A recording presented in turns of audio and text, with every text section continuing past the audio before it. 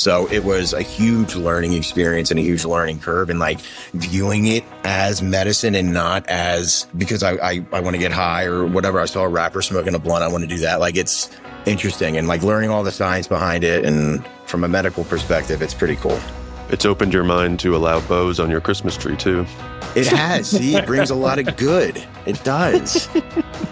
Hey, everybody. Welcome to Stronger Weekly, brought to you by Purist Nutrition. You just heard a clip from the first ever debate on the show. That's right. We hosted a debate. It was awesome. Justin Maziarz, original founder and co-host of the show and recurring guest, came on and debated my good friend Dave Lipay, who's going to be starting his own podcast, Off Tangent, in the near future. We had 4 topics, 1 bonus round, just a mixed bag of different topics, some humorous, some serious, and I just kind of turned the camera on and let them go. So it was an awesome conversation. I think it'll be both entertaining, about 80% entertaining, and maybe 20% inspirational, maybe just a little bit of informative. I'm not sure, but it was an awesome time. We hope it brings you joy and inspiration. So thank you for joining us today. But as always, before you hear that debate, we're going to jump into this week's health and fitness news. Let's dive in.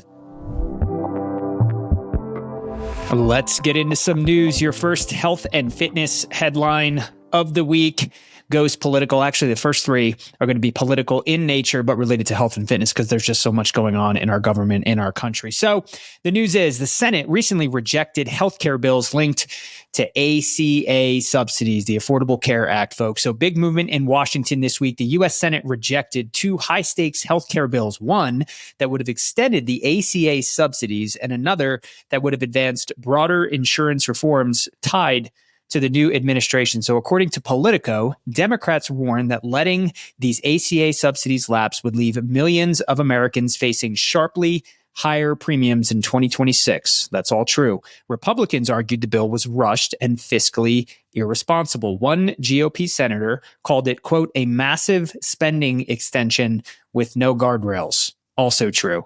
No matter where you listeners fall politically, here's the reality for you. If you rely currently on ACA subsidies to make insurance affordable for you and or your family, you should prepare for uncertainty over the next several weeks as we start 2026. Without congressional action, premiums for many families could rise thousands of dollars per year.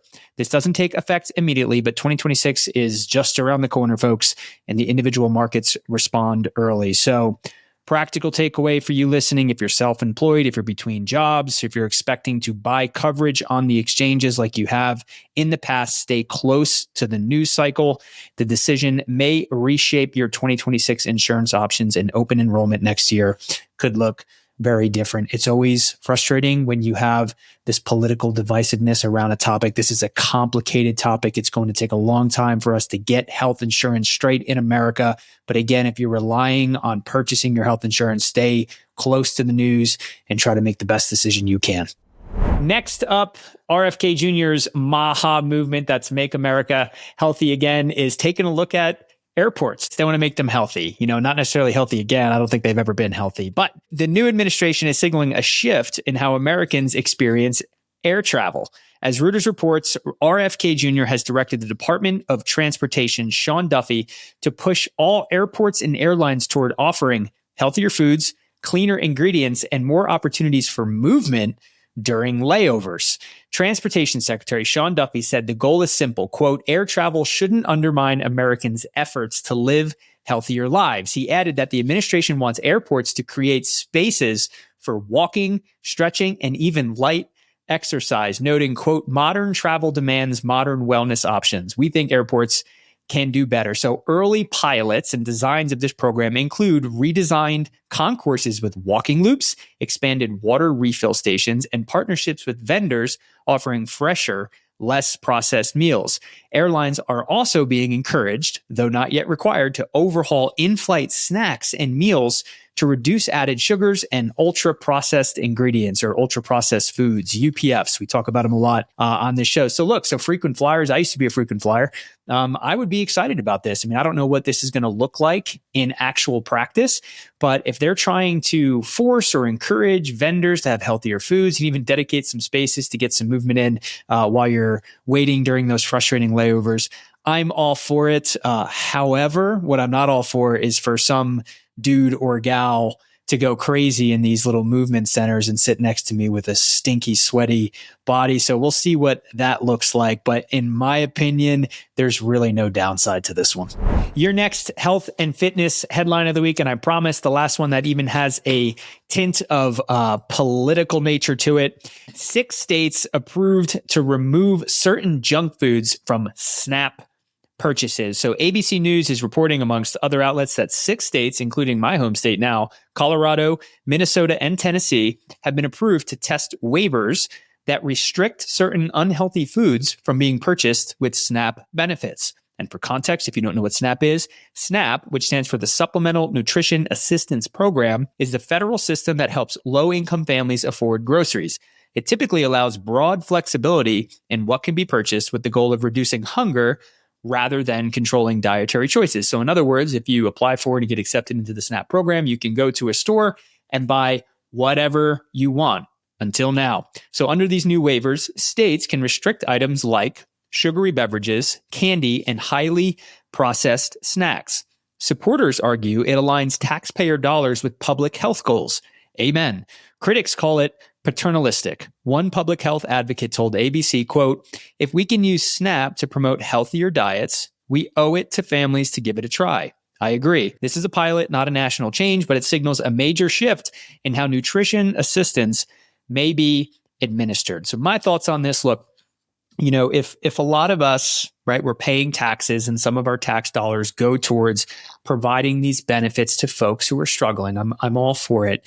At the same time as we're doing that, if you look at one of the biggest drivers of our national deficit and cost, it's health outcomes. It's people that are suffering from things like cardiovascular disease, diabetes, mental health, you name it. And it's so obvious, studies show it, that our nutrition and our lifestyle drives those. So on one hand, if we're subsidizing people to get these foods and the foods that they're eating are causing them to be sicker, which is putting them in the health system, which is costing more money, it doesn't make any sense to me. So I love this. In other words, folks, if you're going to have benefits to help you afford groceries and nutrition for your family, why not have some regulations to make sure what you're putting into your body is actually making you and your family more healthy? So all for this one. Let's go.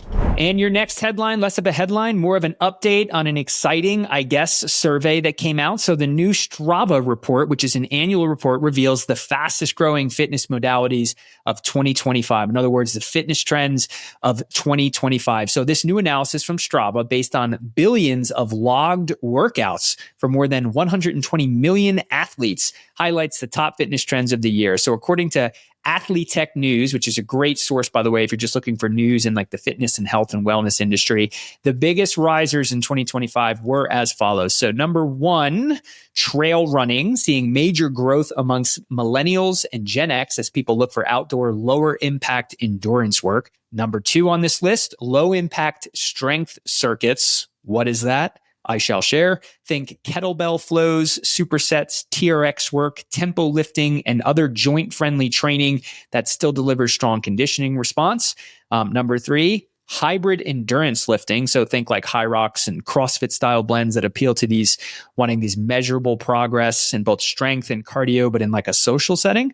Number 4, I got just 2 more for you folks. Walking clubs and social step groups, particularly explosive among Gen Z who gravitate towards these community-driven fitness and shared accountability.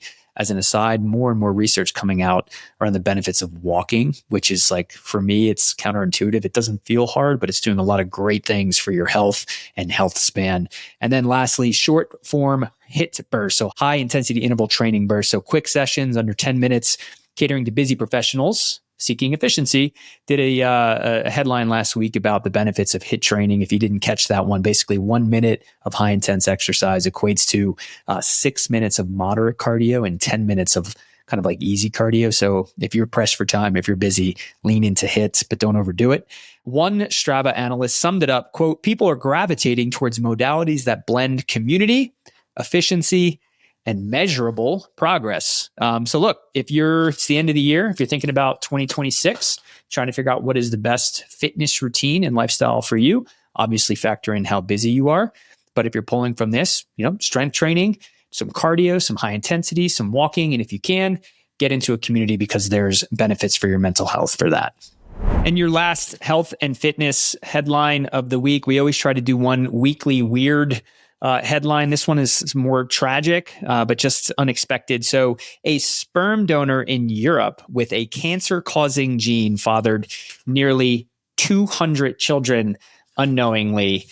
So kind of surreal and scary. So a joint investigation by CNN, the BBC, and several European public broadcasters revealed that a single sperm donor in Denmark fathered at least 197 children, despite carrying a rare TP53 mutation linked to Laframeni. I'm sorry if I don't know how to say that, guys. Laframeni syndrome. Laframeni syndrome, one of the most aggressive hereditary cancer disorders known. So some of these donor-conceived children have already died. So geneticist Claire Turnbull told CNN, quote, Laframeni syndrome is a devastating diagnosis to impart on any person or family. There is a very high risk of cancer throughout the lifetime with a sizable risk of childhood onset cancers, end quote. So French biologist Edwige Casper first identified 67 children linked to this single donor earlier this year before updated records and interviews revealed that the true number was nearly triple that. So the European Sperm Bank said in a statement it is, quote, deeply affected, adding,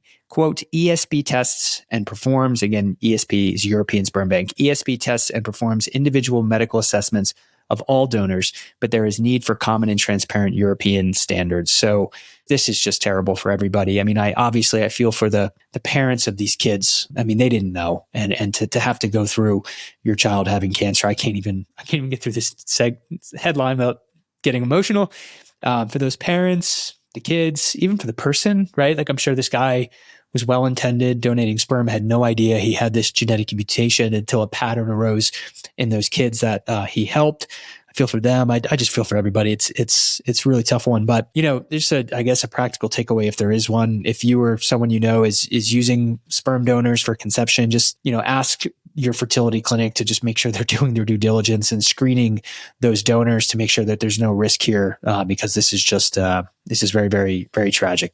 Some things just kind of slip through the cracks in our health system, and I hope we can get to solve this particular one. So. All right. That is it for this week's health and fitness headlines. On the other side of just a quick word from our sponsor, Purist Nutrition, we're going to get into the debates, folks. I can't wait for you to hear the debates between Justin and Dave. So stick with us and we'll see you on the other side. All right, let's be honest. You're probably not a professional athlete with a personal chef and unlimited recovery time. If you're like me, you're hitting the gym at 5 a.m. before work or squeezing in training between meetings, just trying to stay consistent while life keeps throwing you curveballs. That's exactly who Purist Nutrition was made for. Purist keeps it simple. NSF certified supplements with minimal, clean ingredients that actually taste good. No artificial ingredients and no proprietary blends where you're guessing what you're taking. Just premium actives like Creapure, the purest creatine on the planet, whey isolate protein that is US sourced and easy on the stomach, and hydration that keeps you going without all the extra sugar or sodium. Whether you're a parent juggling kids and training, or just someone who refuses to compromise on quality, Purist Nutrition fits your routine. Built for tomorrow, science-backed, tested and trusted by athletes, and most importantly, effective. Visit puristnutrition.com to see the full lineup of quality supplements. That's puristnutrition.com, because your nutrition should work as hard as you do. All right, everybody, welcome to the show. I'm just going to start by saying this. I have been literally giddy leading up to this conversation. Of all of the 2+ years of doing this show, I am the most excited about this episode because of these two guys that are staring at me and what we're about to get into, which is the very first debate on the Stronger Weekly podcast. But I'm going to introduce my guest. I have with me here Dave Lipay. How you doing, Dave? I'm doing well. You, my friend, have your own podcast that you are starting. Let's go. You want to say just a little bit, tease the audience about your show, what it is, what it's called, and when it will start. Okay. Yep. It's called Off Tangent. The goal is to have very good conversations with people that I care about. I do not believe it's meaningful, but I'm going to try my best with each topic to get to a meaningful part of why did we start talking about this topic. I'll tease a little. Why is Gladiator on MTV? Should you introduce yourself to your waiter or waitress? These are just a little bit of the thoughts that go through my head. I feel it's very Seinfeldian. I don't want to say it's a show about nothing, because I do, in the conversation, want to get to a point why it's meaningful. Why did I think this? And some of the best conversations that I've had in my life growing up have been with my friends. And Jesse, I don't know if I'm revealing anything, but you'll be a co-host with me, and we're trying to get a third wheel here. The goal is to just have a nice conversation, take it off tangent. We want to bring it up and then try and funnel it back to a meaningful ending to the conversation. We're not going to be 3 hours long, so we won't try and bore everybody too much. But the goal is to have fun, talk about meaningless topics, but show how they mean something at the end. Yeah, I love that. I've seen the file that's kind of keeping track of the potential topics, and it's going to be phenomenal. And I'm really looking forward to it. So little context for the audience. We have 5 topics that are say we've pre-selected, and we know who agrees and who disagrees on which topic. The topic is going to come across as a statement, and either Justin or Dave will agree or disagree with that statement, and then we'll have a healthy debate. I have a little timer here, which is my cold plunge timer. Not that matters. I just try to work my cold plunge into every conversation I have. That was a topic on Off Tangent. Can you have a cold plunge and not tell anyone about it? Feeding right into it. Thank you. Sorry, continue. He just raised his hand. I love it. Is there a raise hand button? No. All right. So here are the rules. Here are the ground rules. And I'm going to strictly enforce these rules. So first one, here's the flow of each debate. Each one of you will have an opening statement. Whoever agrees with the actual topic will go first. That round will be 60 seconds each. After you each have 60 seconds to state your case as to why you're right, we'll do a crossfire, which is basically just have at it. Just talk for 5 minutes. We'll go from there. After 5 minutes, I'm going to call stop to it. And then in the same order, you'll have 60 seconds to close your argument. And I'll say, if in that 60 seconds you would like to concede, admit you're wrong and you're dumb or whatever you want, you can do whatever you want with that final 60 seconds. After that, I'm going to just choose a winner based on whatever I heard. I wish I had a better way to choose a winner, but that's all we got.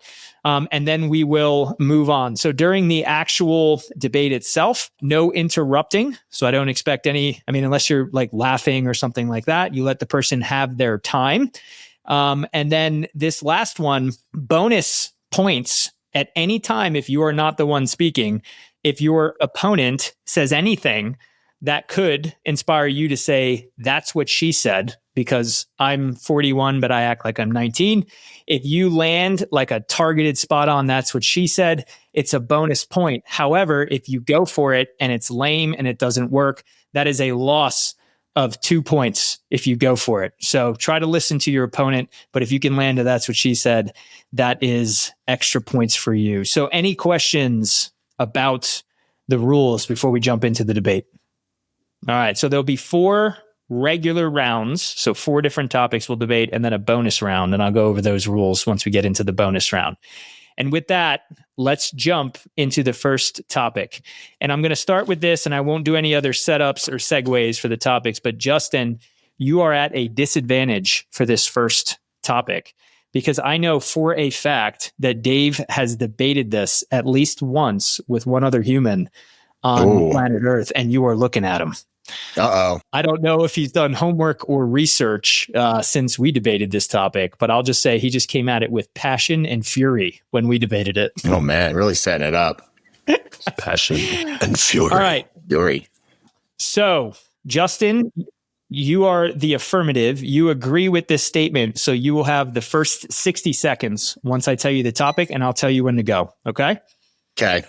All right. The statement is, golf is not an actual sport. It is a hobby. Go.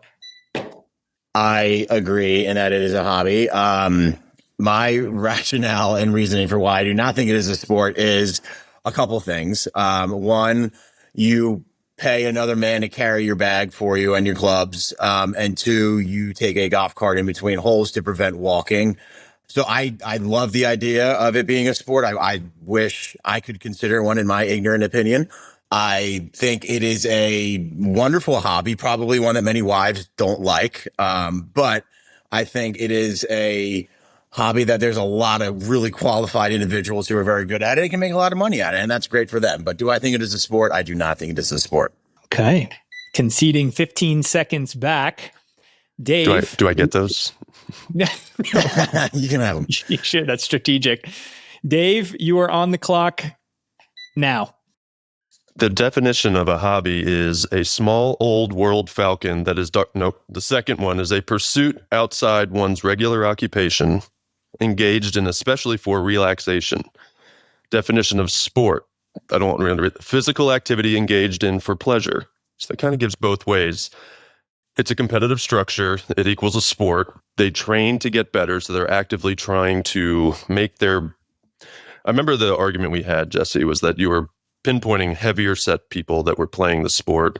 But then I would cross those out with the people that actually train for this. So you have athletes that are actually putting in effort, putting in time. I don't know how to say this without sound. I used to work in college athletics, and I would work out in that gym. I try not to. I have a few of these, actually, humble brag. Don't mean to say that. But we will have, when I'm working out with these guys, the golf team, I traveled with them. There was I got the 15 seconds. Turkish get up.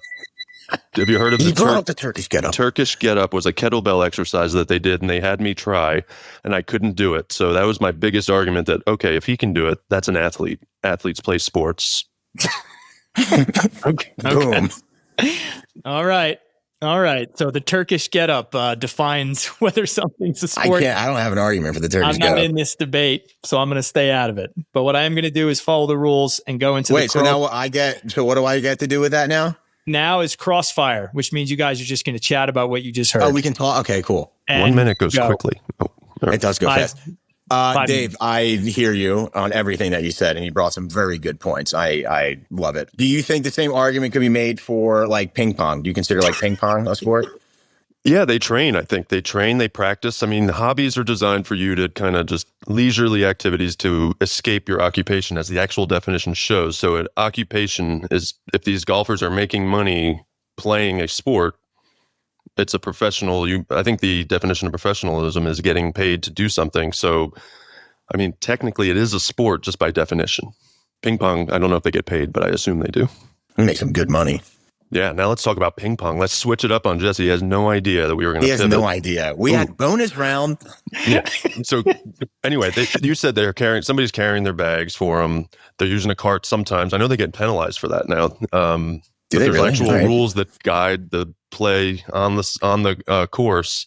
It's 72 holes over 4 days, 5-hour rounds. I mean, I was so mad at Jesse when we talked about this because I just couldn't see, why does he not see it my way? I can also go the route of, from a physical perspective, what zone does your heart rate get into doing golf compared to, let's say, football? Along that lines of thinking, I agree in that they do train for it 100%, but I don't know. See, this is where I don't have any stats or data to back up my view of a sport. Just start yelling Turkish get up.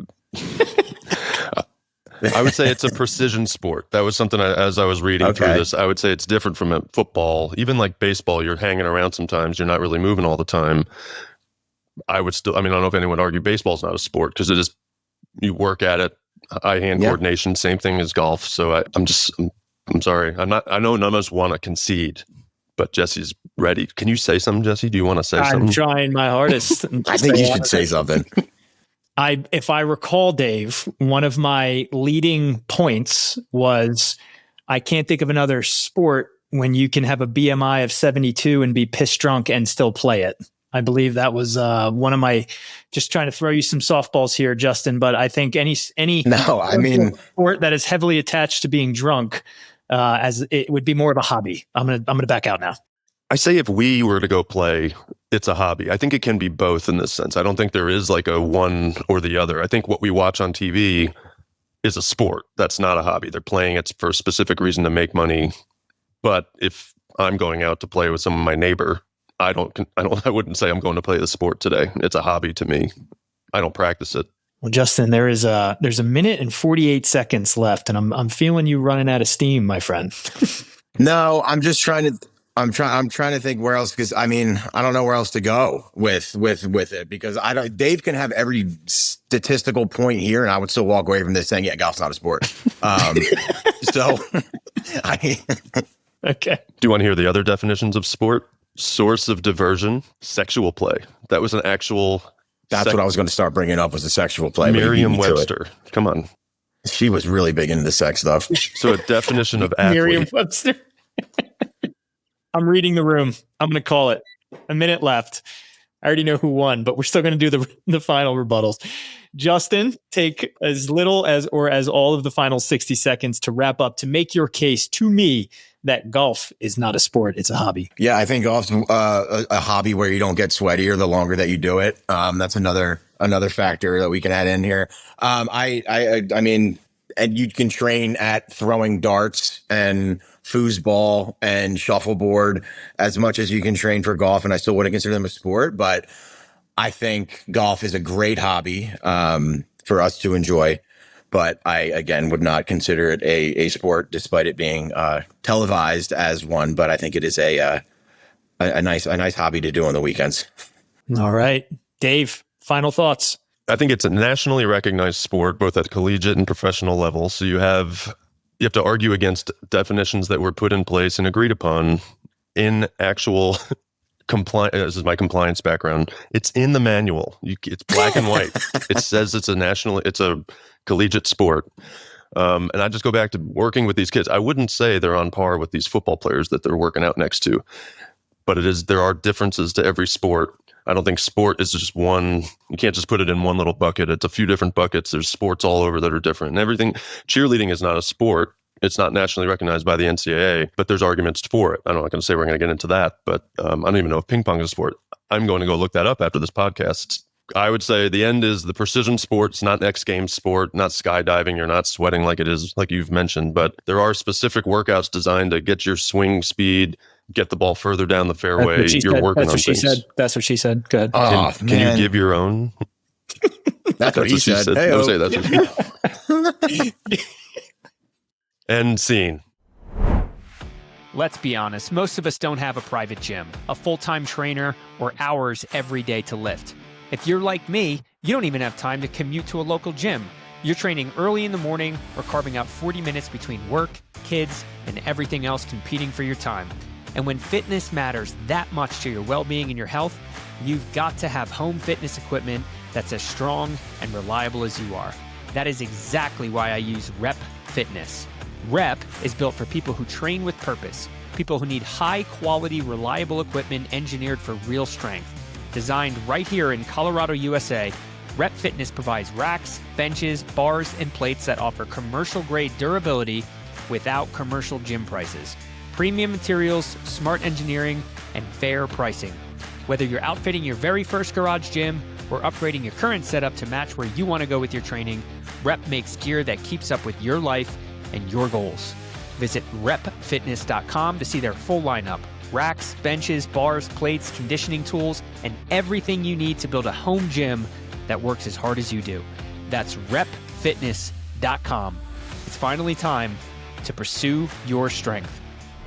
Okay, good first round. Justin, I would say next time you're in that position, you guys start looking for those that's what she says to make up some points for what might be an inevitable loss of a round, but just, it's your debate, not mine. So that's our first round. And I'll say this, Justin, you are correct and you are right. However, you did lose that round. I 100% know. Yeah. Dave came with this with homework and stats. I did not do any research or prep besides what's in my brain already. So that makes me feel better because some of these are going to get out of hand. You're straight pressure, straight passion. Now we're going to move right on to round 2. So I believe for this one, Dave, you are in the affirmative. You agree with this next one. Justin, you disagree. Okay. So Dave, you're going to go first. You're going to have your first 60 seconds. And if you're learning from the last round, that 60 seconds goes by pretty quick. Well, that's what she said. Okay, I'll give you a point for that. That's good. Hearing them. All right, here we go. The statement is, there is a universal dress code for public gyms that everyone should follow. Dave, you're up. Basic hygiene is not optional. So when you have bare skin on these benches, anything else you touch in there, you're trusting that they'll clean them. So basic hygiene, you're touching skin you're not cleaning it up. You have that chance of getting in and getting sick. Clothing prevents injuries. It protects people from unwanted attention. This is something when you have people that are just getting into the gym and they're a little, I guess, nervous about getting in there, and they see people wearing one piece or two pieces, very tight clothing. It gives them that, I don't want to be here. I feel awkward. I got to leave. So it's more inclusive when you have these clothes on. Having the freedom to do what you want is important, but it's not the same as chaos. We don't need all that. A gym should be a place to improve your body and not showcase all its secrets. I don't know how much more time I have. 5 seconds. That's all I got. That's good. 5 seconds. Good.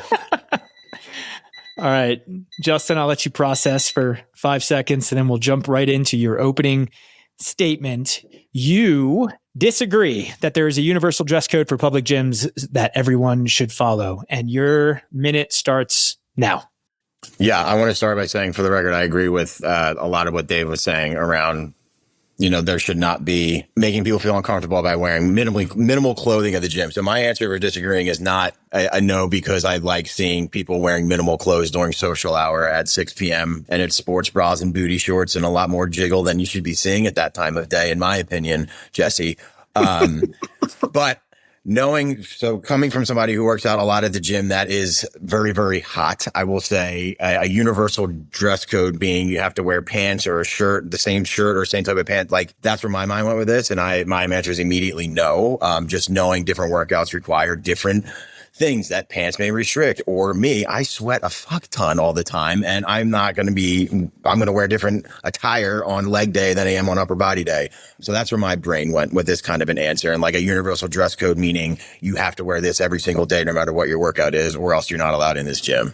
All right. I'm going to throw a follow-up question at Justin before we go into the crossfire round. If you don't think there should be a universal dress code, what, top of mind, are some behaviors or attires that you think should be off limits in public gyms? I think everybody should be required to wear a shirt of some kind. Let's start with that, including both male and females. So not having just the sports bras and the 2-inch shorts on. I think that, going back to Dave's point as well, aligns with the whole, trying to keep things sanitary comment as well. So regardless of what you wear, you better be wiping your shit down, you animal. But yeah, I'll stop there. All right, let's go right into the crossfire. Open conversation. Go for it. It's funny you bring up the sports bra and the 2-inch shorts, whether male or female.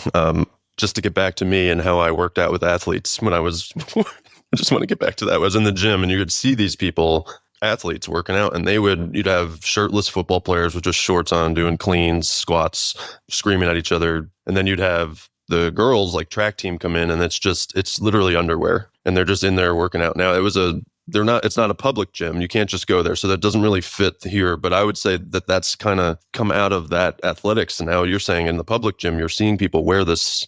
I haven't been to the gym. We have like a home gym here, so it's rare. I don't really go to the gyms. I don't see that that's happening, but I know that culture has changed. I don't think in college when we were there that was. I think it's changed since we've been in college. Agreed. But just to keep the debate going, I would say, because we were very much agreeable, Justin. A lot of these we should hang out after this, Dave. The hygiene thing is big, and actually just thinking of others is important to me. So feeling self-conscious about yourself, you should be going to the gym. You're taking a big step just to even get there. And then when you get there and you see people like that, you're going to be, okay, this isn't for me. I just can't do it. And then you're never going to work out again. That could be a factor. Yeah, no, I agree with everything that he said. So I don't, Jesse, are we at the 60? I see you grabbing timers and doing things. Where are we at? I'm, again, reading the room. I'm feeling the conversation wind down. So we can call the crossfire section of it, and we will move right to any kind of like final thoughts. So Dave, you will have your first 60 seconds for just kind of closing thoughts and go. Well, I think just based on what I've been hitting on, I just think that you should, Justin touched on just having pants. I don't think you should be like minimum requirements, right? Like you shouldn't have just underwear. You should be able to, like if you want to, I know you said leg day is different from other days where you'd wear certain things. I agree. I mean, you got to let the legs breathe when you're doing leg day. So I understand that argument and I would actually support that, but I think there should be bare minimum requirements. We're not imposing on your freedoms. I don't want anyone yelling at me at that, but I think just having something that makes everyone feel comfortable. They already have some of these in there where you have to wear shoes. You can't wear certain hats. You can't wear crazy things sometimes. So you have to make sure it's already a baseline there. Why don't we just elevate it a little bit just to make sure we're not sweating up all over, having skin on, back to my first point, skin on equipment. We don't want that. Okay. Justin, closing thoughts? No, I think it's clear we're both in agreement that there needs to be some kind of baseline. I think the line can't be drawn, in my opinion, at you are limited to wearing this and it has to be this in order to be let inside of the gym. But there needs to be some sort of restrictions or guidelines in place that prevent nip slips and disgusting benches when you're trying to get a chest day in. You know what I mean? All right. Yes, I do. All right. Good round. I felt like you guys agreed on more things than you disagreed on for that particular topic. I do have a winner for that round, and it's based on one phrase that was spoken, and it was, quote, revealing secrets. And it was way back in the... That was a winning quote right there. Sacred secrets hurt someone. Dave, you got another round there. Justin, they'll get down on yourself because those were the two. It's fine. Those were the lighter topics.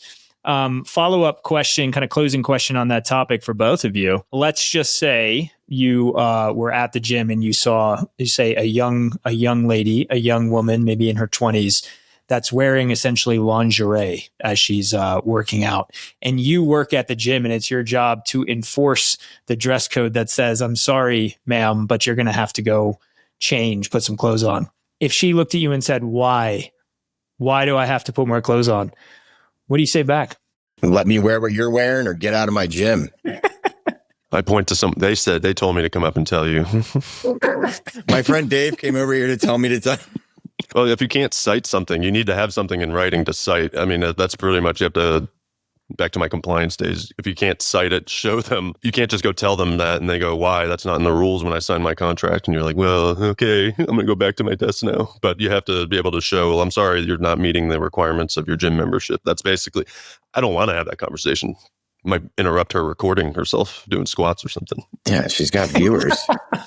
I wrestle deeply with that topic. There's a clubhouse in my neighborhood, super small. It's right next to the pool. In the summertime, the lifeguards, I'm assuming they're on lunch, they'll come up to this gym and they'll literally just have red lifeguard shorts, flip-flops, and no shirt. And I came on one time to lift in the middle of a weekday, and I walk in and it's two. And this is another trend that I tend to see with the younger people.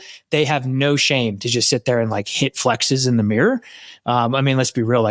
We've all done that, but you do it in the bathroom when no one's looking, right? These dudes do it. What are you talking about? And yeah, sure you don't. And I sit there and there's a big sign that says the rules. And one of them says no, you have to have a shirt on. And I just sit there. And I'd be lying to you if I told you that I haven't told 19-year-olds to get out of the gym and go put a shirt on. I don't know what it is. Do they listen? Do you point at the rule?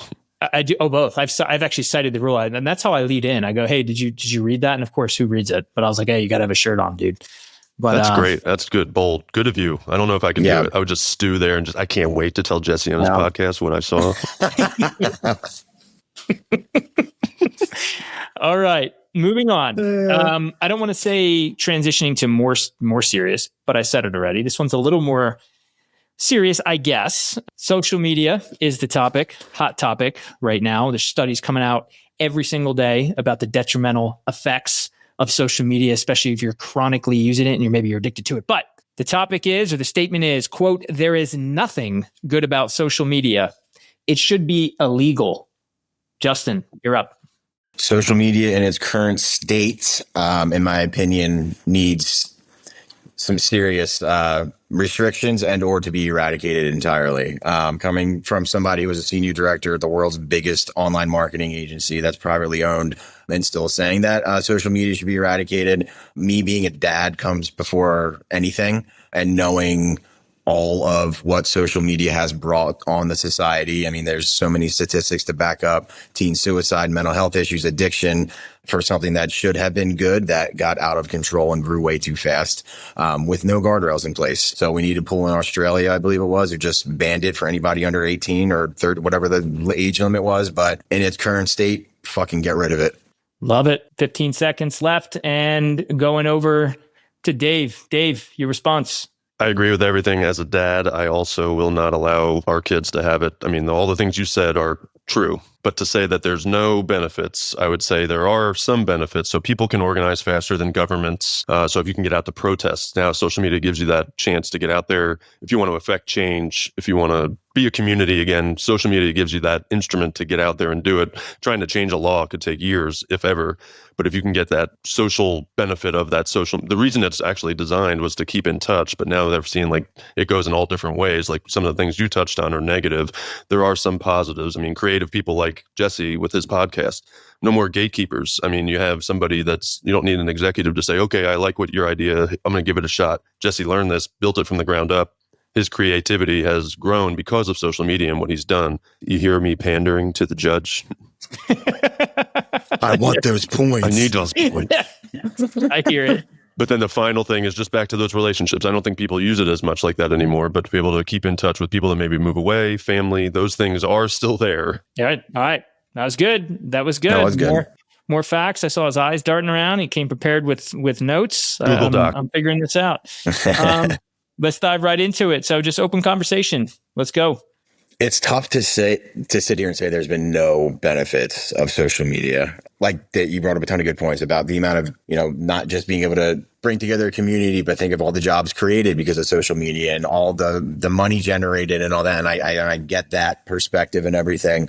I think it's brought a lot of creativity. You'll give it a great outlet for a lot of people to use their creativity for good and unfortunately for evil. I also think if social media didn't exist in its format, that creativity would have been used elsewhere by the same people. And I also think going back to social media being used for what it was originally intended to, if that was in place right now, my answer would be entirely different. If people were able to use it strictly for a community space, a safe space designed to bring people together and connect, like, let's go the fuck back to that, because then I would be in a full agreement with everything. But I think, in my opinion, all of the negativity that social media has brought currently outweighs the benefits that it has brought as of date. You just stole I was going to agree. I say the negatives far outweigh the positives. Absolutely. I don't think that could be argued. I'm actually being held against my will in this topic. But I'm arguing for, similar to what I explained about Jesse being creative and being able to get his voice out there, marginalized voices such as like people that may not be able to have that chance to speak up to authority, they now can, now negative and positive, depending on what side of the spectrum on any topic you're on. People get that chance to speak. It can be good and bad. You want to be exposed to different perspectives, but some perspectives may not deserve to be heard, but that's just another topic. But businesses, small businesses too, is something that came up in my research. They get a lot of chances against like big corporate businesses that have all the money. Small businesses can use social media to start again, similar to what we talked about it before, like the community aspect. Somebody likes cupcakes or a cookie place, and they start posting on their social media. Word of mouth actually travels faster through social media than me telling my neighbor about a cupcake place. I don't know why I'm stuck on the cupcakes, but I'm going to keep talking about them. But so I think it is negative. Trust me. My wife and I, if we could, we would just, we're addicted to it. How are we going to give it to our kids? It's just ridiculous. I try and speak on my pedestal here, but you're just on your phone. It's just what it is. So, and your kids are seeing it and they just can't wait till they get it. And then you're going to lose them. As soon as they get it, you lose them. So it's try and keep it away from them as much as you can. That's my thought. But also I agree with it. I love social media. I hate it, but I love it. Are we wrapping that up? I think, yeah, crossfire. It's a tough topic. We could talk. That could be something we delve into, maybe in an off-tangent episode. Yeah, that's a whole series. Yeah. It is. It really is. And since there's a minute and 40 seconds, I'm going to weigh and give my 2 cents. And I'm also going to reveal the winner of that round. And it was Justin. And here's why. I think the key turning point of that particular debate right there was when Justin said, I hear you on the benefits, but the costs outweigh the benefits. And when he said that, Dave, when it came back to you, you were like, yeah, I agree with that. And then I think when you're considering making anything illegal, as the statement was, there sometimes are benefits to things that are illegal. And it comes down to like, are the cons outweighing like the benefits, right? And I think with social media, and this is the only one I'm going to jump in on because I think about this often, it's like with social media, you can't ignore the statistics. And I don't have them specifically, but if you just look at mental health statistics around depression, anxiety, right? Panic disorder, suicidal, all those things have just been skyrocketing up while technology continues to adapt and makes us more connected. And I happen to believe that social media is a common denominator. And I think, Dave, when you say some of the benefits, like people with creative voices getting them amplified, people with small businesses getting visibility, it's like, I think there were always creative people that kind of like busted through and were successful, and small businesses are always competing with all other small businesses. I just happen to think that the benefit of social connectivity, that's no longer the primary use for social media. I think it's distraction. I think it's addiction. I think it's people that just want to like detach from their stress and their pressures, and they're just using it as a coping tool. And that's my soapbox for it. But just getting back to the debate, unless one of you want to debate what I just said, I think that's the key kind of lever here are the costs outweighing the benefits? And it feels like all three of us believe that they do. And that was 5 minutes. So Look at that. I just saw the movie Oppenheimer for the first time. I don't know if you guys watched that. No, I haven't seen that one yet. Creation of the atom bomb for World War II. And then it's similar to this, where it's like fire or like the bomb, miraculous tool, but a terrible weapon. And that was something that came up. And that's just that's a what huge. You said. That's a good one. That's a good one. I'm too big. I'm like locked into what's being said that I'm forgetting about the funny jokes. No, I appreciate you listening to me, Justin. It's because I care, Dave. I just talk all the time and no one's listening. I'm in here with my microphone all damn day. I don't know how, Justin, I don't know how you missed that one. What was it? Miraculous tool, but a miraculous terrible weapon. Tool, terrible weapon. That is definitely what she said. Or he. It's 2025. Or he. We don't judge. Yes. Well, sorry. That was a great point, Dave. Sorry to take the steam out of your engine or whatever they say, wind out of your sails. All right. The steam out of your wind. Perfect. Look, if you're like me, you enjoy a drink every now and then. A glass of wine with dinner, a cold beer after a long week, maybe even a night out with friends. But you want to stay in control. That's why I'm excited about Clutch, the newest innovation from Or Health. Clutch is a fast-acting naltrexone mint you take before you drink. It dissolves quickly, absorbs through your mouth, and starts working fast, helping you curb the cravings without giving up drinking altogether. It's discreet, portable, and designed for real life. The mints come in a sleek, pocket-sized case that goes wherever you go. If you've been trying to moderate or simply drink smarter, this is the tool that you need. To get started, text STRENGTH to 710-710. That's STRENGTH to 710-710. Answer a few quick questions, and your Clutch will be shipped directly to your door. No more hangovers, no more guilt, just the control you need in the palm of your hand. Bulletproof your drinking with Clutch now. Okay, let's go to the final round before the bonus round. So this is the final topic. This is a really good one. Very, very good one. I won't say anything else. We'll just go right into it. Justin, you are coming in after 3 rounds with 6 points. That's one round, one with 1. That's what she said. And Dave, you've won 2 rounds with 1. That's what she said. I will be honest, I thought there'd be a lot more. That's what she says. I think you're both just too locked in on each other and listening, so it's easier for me. So I'll just keep throwing them out there. Here we go. Dave, you agree with the statement. You were on the affirmative. California sober is not sober at all. It's just addicted to something else. And for those that don't know, California sober is a term that describes people who use marijuana, THC type products, as opposed to alcohol. And they call themselves California sober. So again, California sober is not sober at all. It's just addicted to something else. Dave, you're up first. I wholeheartedly agree that it's not sobriety. California sober, however you label it, it's not sobriety. If your goal is sobriety, you're just getting addicted to something else. You're toning it down.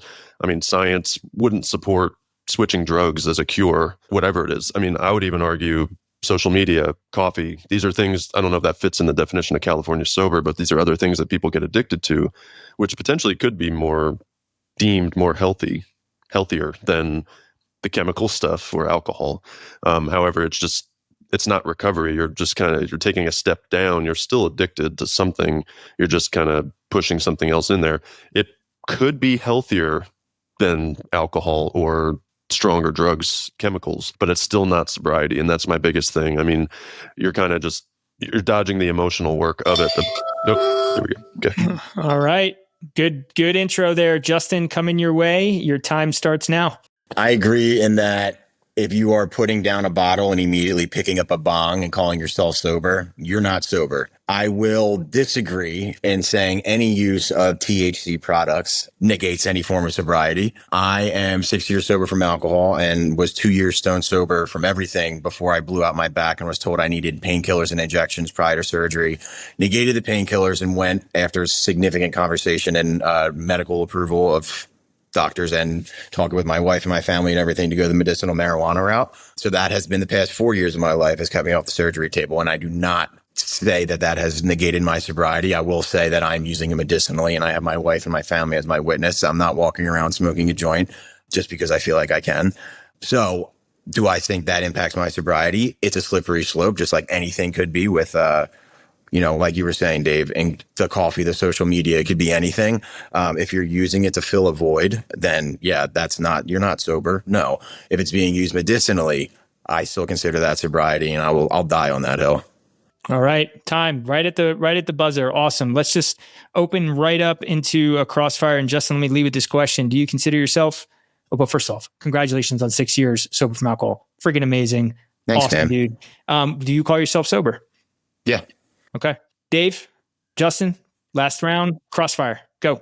Just have a conversation. Very good points. I can't argue with that. I'm not going to say you aren't sober. That would take a turn on this podcast, wouldn't it? But it can still be your opinion, and that's totally fine, Dave. But you're entitled to that, bro. Similar to the thinking of others when you go to a gym and trying not to make people feel uncomfortable. I would never say that to someone. It's your own life. Why do I have to insert my views on you? But I would say like you even mentioned it, filling the void. The medicinal thing is something I didn't even think about. I don't have that anywhere in my notes. So that's a very good point. I can't even argue that. But I think people that use it to fill that void where they're trying to escape something, they haven't really healed themselves. No, not at all. What you just talked about, you healed. I wouldn't argue you're not sober. I think you are. I mean, how could I argue that? So I think what you said really is a nice point in this. I think it's two different roads down this topic. Agreed. And mainly what I was hitting on is someone like a hard drug addict or alcoholic that just, substitutes something else in their life. Put this down. I'm going to pick this up instead and consider it healthier. And yeah, I totally agree with you on that. And that is, no, they're not doing any of the work to consider themselves in recovery. That is somebody in active addiction. Yeah. The one point that came up when I was building some type of argument here is dodging the emotional work. I mean, a lot of the emotional work you put in for 6 years is crazy. And then you blow out your back, probably wearing pants, doing deadlift. And you didn't, had there been a requirement of shorts, you never know. Had there been this conversation prior, Dave, I would have been fine. But you're reducing the harm, not you, but the people that were, whoever's trying to be, you want to commend them getting off the hard stuff. I guess you got to kind of look at it. You can't judge these people, but to say you're sober, but still using when you haven't had the journey that you had through the emotional hardships, I think it's two different things. So it's hard to argue against what you said. I don't think anyone should. No, I think the big thing that you said that I want to hone in on is the emotional work, and I feel like until that's done, no matter what you pick up, whether it's your cell phone or a bong or a bottle or a needle, you're going to go right back to something until you peel back the covers and figure out why you tick the way you tick and how you can address it. And yeah, weed is another great outlet for people to not want to use their brain. But from a medicinal perspective, there's so many studies now promoting all the benefits, and it's changed my entire family's life. And considering the last time, so getting into the medicinal marijuana stuff when I first did it, I didn't know you could use it medicinally. All I remembered was the last time I smoked pot was in college, and that was for one reason and one reason only, and that was to get high. So it was a huge learning experience and a huge learning curve, and viewing it as medicine and not as because I want to get high or whatever. I saw a rapper smoking a blunt. I want to do that. Like, it's interesting, and like learning all the science behind it. And Jesse knows I don't shut up about it half the time that we talk, but yeah, from a medical perspective, it's pretty cool. It's opened your mind to allow bows on your Christmas tree too. It has. See, it brings a lot of good. It does.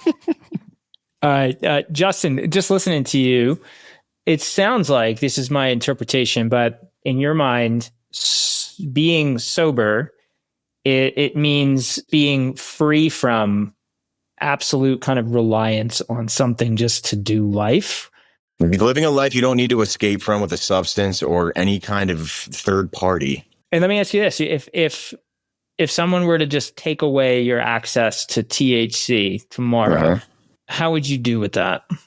There's days where there's 0 THC that goes into my body. And then there's days where there's a couple times throughout the day where I need it in order to be able to stand. So it's not something that it is the dependence issue or dependence build by any means at all. If you took it away, I would, use the naproxen that I have in my cabinet from my doctor until I figured out something else, so it's not something that is like, well, I got to have it on me or else I can't survive. Like, it's something that I know is there when I need it. And that is enough for me mentally half the time to know that, like, if I need relief in terms of pain, I know that's there. And that for my psychotic brain is usually half the battle.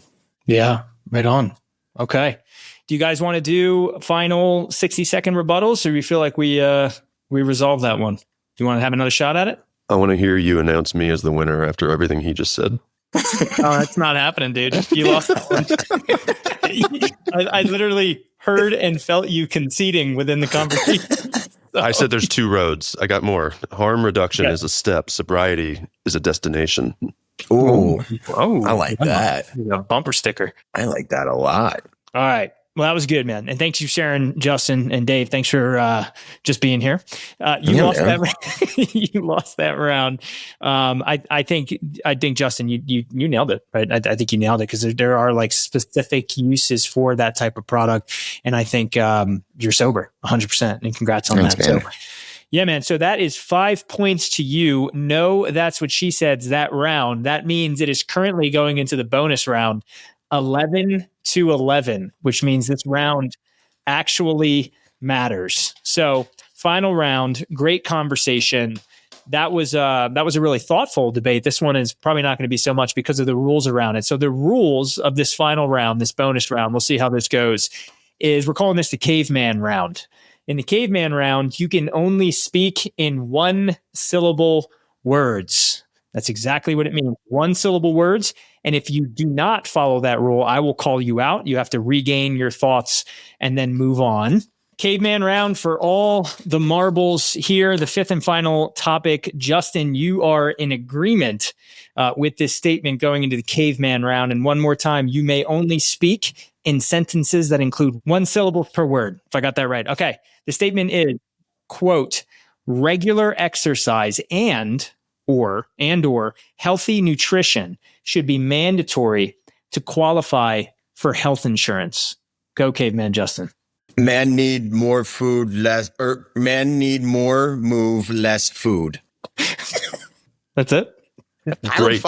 No notes. I don't know what 1 words were 1 syllable. Dave, or debate that. Okay, Dave, your rebuttal. Big boss. Health rock, sick tribe, share care. We all break. We all need doc. No make sick pay more coin. Some can't run. Some bones weak. Still human. It's 2 syllables. You're out. No, yeah. Keep going. I didn't know if I could say man. Keep going. Big boss want make tribe sweat for coin. If sick, must run for doc. I'm trying. I have a little. That's it. This chat GPT, or you're not thinking of this? Yeah, what the fuck, dude? No, I wrote some, down. Which is ridiculous. This is how I talk. What the fuck? I can't come back to that. I love how he sits there when we took a break and he's like, I've got a couple. I'm good with this. Let's do it. Crying. I'm nervous getting on your podcast. Crying. This is important. I need to know what I'm saying. Okay. I'm going to throw a curveball on my own podcast. Dave, we're going to switch the topic so you can't have notes. We're going to try this again. Oh my God. And I'm just going to pick a topic. You both have to debate me right now. And I know you're both Philadelphia Eagles fans. Ready? Ready? My team. No, forget. I'm just going to say it. The Dallas Cowboys are better than the Philadelphia Eagles, and the last game just showed it. Dave, debate me as a caveman. 8-5, 6-1. First place. Not first place. Thank you. Second can't work. Dude, that's a compelling argument. I'm not going to lie. It's compelling. What you say, dude, not speak. You say one game.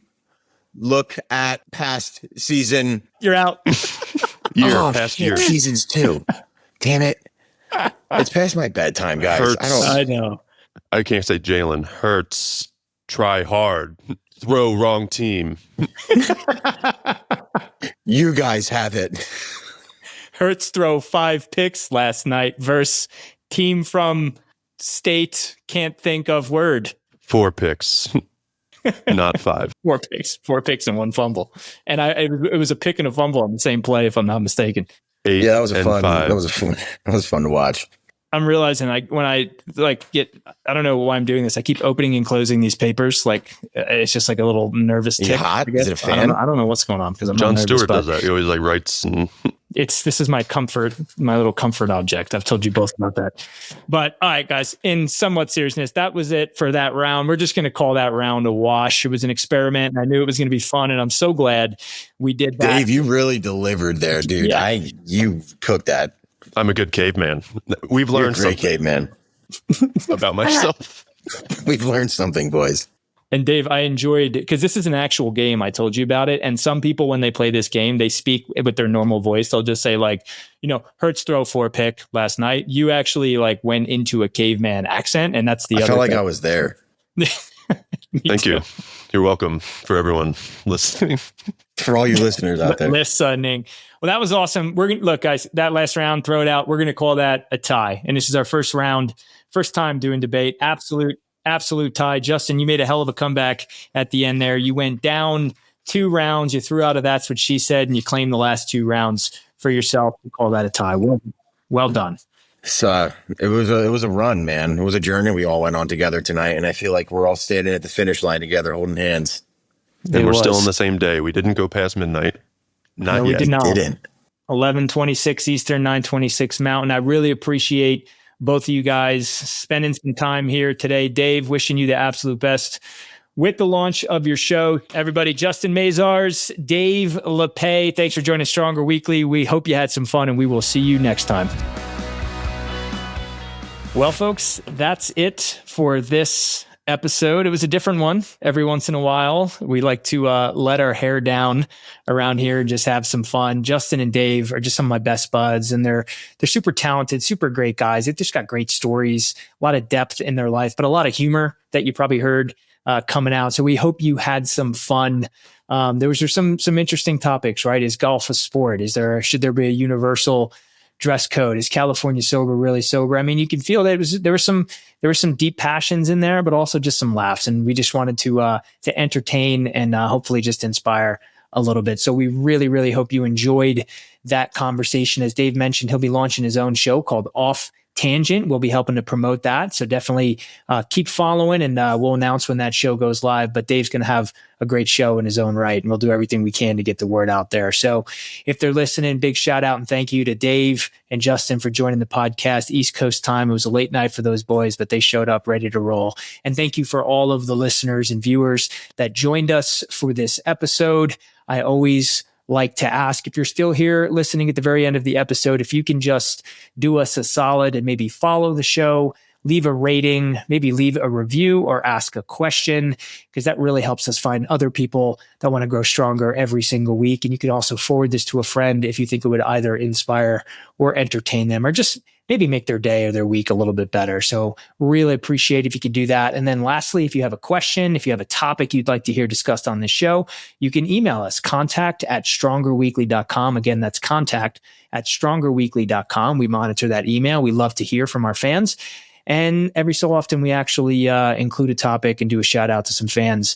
And we do an Ask Us Anything every so often as well. So you could hear your comment or question on the show.